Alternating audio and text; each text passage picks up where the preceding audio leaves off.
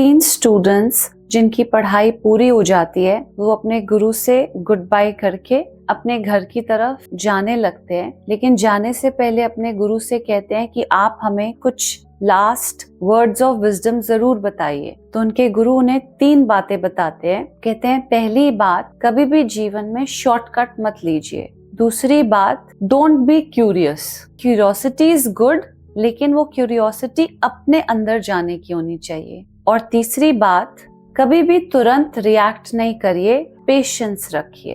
तो ये 3 बातें बोलकर उनके गुरु उन्हें विदाई देते हैं। अब वो तीनों चल पड़ते हैं अपने गांव की तरफ। कुछ दूर तक उनका रास्ता इकट्ठा ही होता है। तो पहला जो होता है उसका नाम होता है रवि, दूसरे लड़के का नाम होता है श्याम और तीसरे लड़के का नाम होता है विष्णु। एक पॉइंट पर आकर तीनों के रास्ते अलग अलग हो जाते हैं। रवि थोड़ा आगे बढ़ता है तो उसे कुछ लोग मिलते हैं। वो कहते हैं, अरे आप इतने लंबे रास्ते से जा रहे हो, ये पहाड़ी के पीछे से एक शॉर्टकट है, आप शॉर्टकट क्यों नहीं ले लेते? तो रवि को अपने मास्टर की बात याद आती है कि उन्होंने कहा था शॉर्टकट्स नहीं लेने चाहिए, लेकिन वो कहता है अरे क्या ही फर्क पड़ता है, जल्दी घर पहुंच जाऊंगा। तो वो पहाड़ी के पीछे से शॉर्टकट ले लेता है। उतरते उतरते डाउनहिल उसका पैर स्लिप हो जाता है और उसकी टांग में चोट लग जाती है, तो उसका घर जाना काफी डिले हो जाता है। दूसरी तरफ श्याम भी अपने घर की तरफ जा रहा होता है। तो वहां पर कुछ लोग बात कर रहे होते हैं रास्ते में कि आज गांव वाले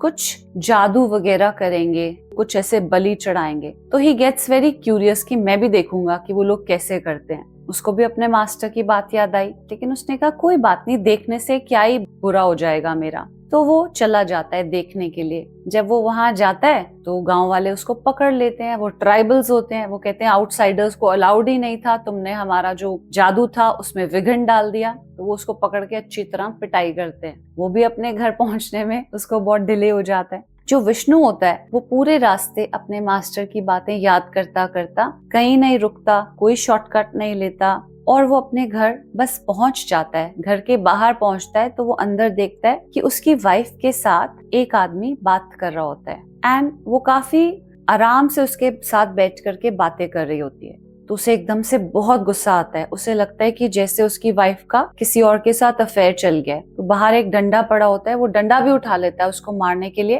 लेकिन फिर उसको अपने मास्टर की तीसरी बात याद आती है कि पेशेंस रखो, अपने इमोशंस पर इमीडिएटली रिएक्ट नहीं करते, जस्ट कीप पेशेंस।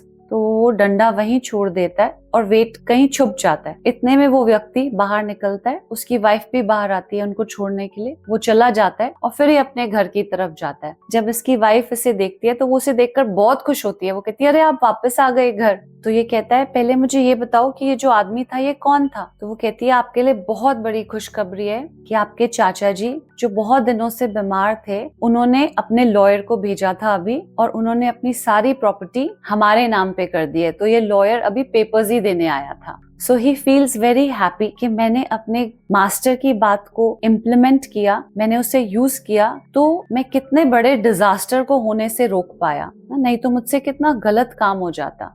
सो इस स्टोरी से 3 बातें जो हमें सीखनी है। पहली बात कि अपनी स्पिरिचुअल लाइफ में कभी भी हम शॉर्टकट नहीं लें ना। हम चाहते हैं कई बार रिजल्ट बहुत जल्दी जल्दी दिखाई दे, नहीं, हमको बहुत पेशेंस रखनी है और अपनी प्रैक्टिसेस को करते जाना है, रिजल्ट अपने आप आएंगे। दूसरा, क्यूरियस नहीं होना।